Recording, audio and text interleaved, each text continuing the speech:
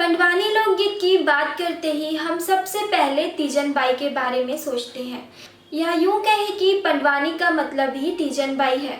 छत्तीसगढ़ की लोक कला को विश्व के पूरे मंचों तक ले जाने वाली तीजन बाई अपनी उपलब्धियों पर जरा सा भी गुरूर नहीं करती।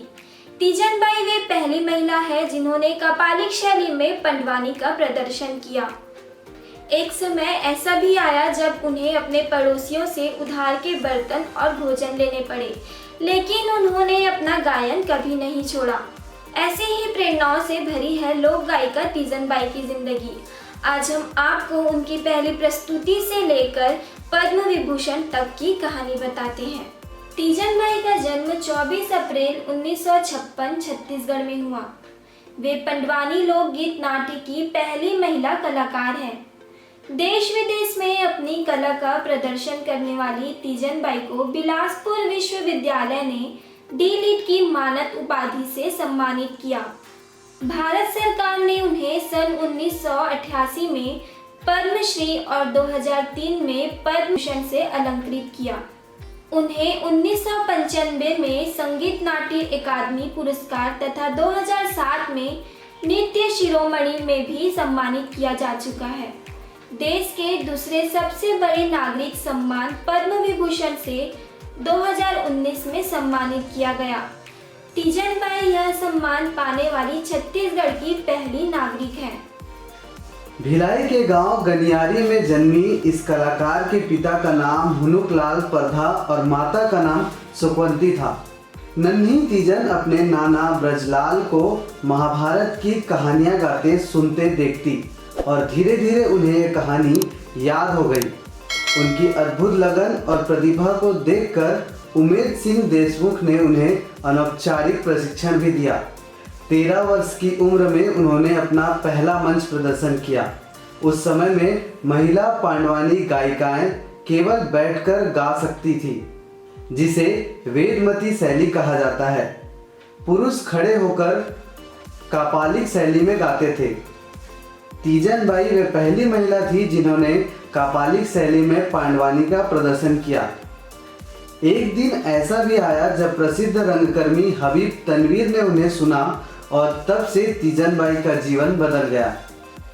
तत्कालीन प्रधानमंत्री इंदिरा गांधी से लेकर अनेक अति विशिष्ट लोगों के सामने देश विदेश में उन्होंने अपनी कला का प्रदर्शन किया। तीजन बाई को अपनी उपलब्धियों का जरा सा भी गुरूर नहीं है। वह कहती है, मैं आज भी गांव की औरत हूँ। दिल में कुछ नहीं है, ऊंच नीच गरीब अमीर कुछ नहीं। मैं सभी से एक जैसे ही मिलती हूँ, बात करती हूँ। इससे दुनियादारी की कुछ बातें सीखने तो मिलती हैं। ऐसे में कोई कुछ कह बोल भी दे तब भी मुझे बुरा नहीं लगता। मैं आज भी एक टेम बोरे बासी और टमाटर की चटनी खाती हूँ। तीजन बाई कहती है, पद्मश्री मिलने का दिन आज भी मोर सुरता में है। वेंकट रमन जी ने दिया था।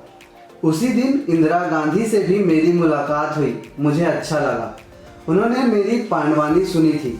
मुझे बुलाकर बोला, छत्तीसगढ़ की हो ना? मैंने हाँ कहा तो इंदिरा बोली, महाभारत करती हो? तो मैं बोली, पांडवानी सुनाती हूँ, महाभारत नहीं करती।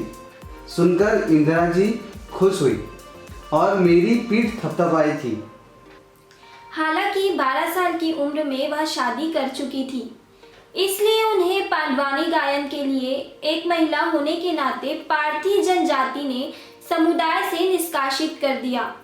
उन्होंने खुद एक झोपड़ी बना ली और पड़ोसियों से उधार लेने वाले बर्तन और भोजन करना शुरू कर दिया। फिर भी उसने अपना गायन कभी नहीं छोड़ा, जो अंततः उसके लिए भुगतान किया। वह कभी अपने पहले पति के घर नहीं गई और बाद में उनका तलाक भी हो गया। उन्होंने 2 शादी की थी। हालांकि उनकी शादी में से कोई भी शादी सफल नहीं हो पाई। बाद में वह तुकाराम के साथ प्यार में गिर गई, जो उनके मंडली में एक हारमोनियम खिलाड़ी था और उनके 3 बच्चे थे। आज वह अपने चौथे पति तुकाराम के साथ रहती हैं और उनके 5 बच्चे हैं। तीजन बाई ने अपने जीवन का पहला कार्यक्रम सिर्फ 13 साल की उम्र में दुर्ग जिले के चनखुरी गांव में किया। अनेक पुरस्कारों द्वारा पुरस्कृत तीजन बाई मंच पर सम्मोहित करने वाले अद्भुत नृत्य नाटक का प्रदर्शन करती हैं।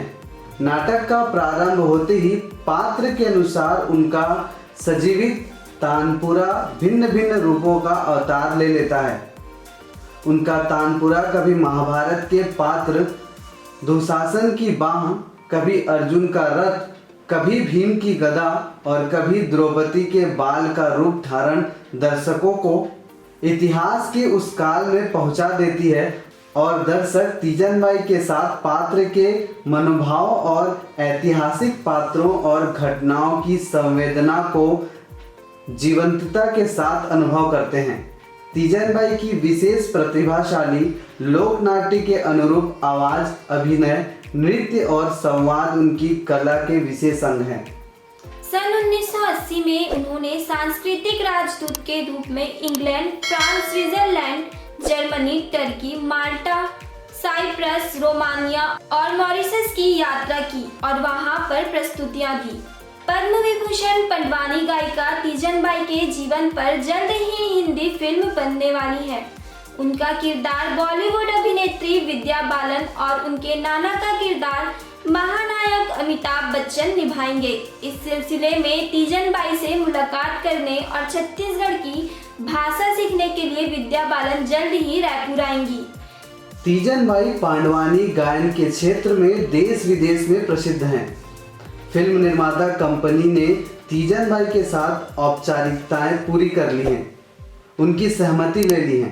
अब सिर्फ इंतजार है फिल्म निर्माण का काम शुरू होने का।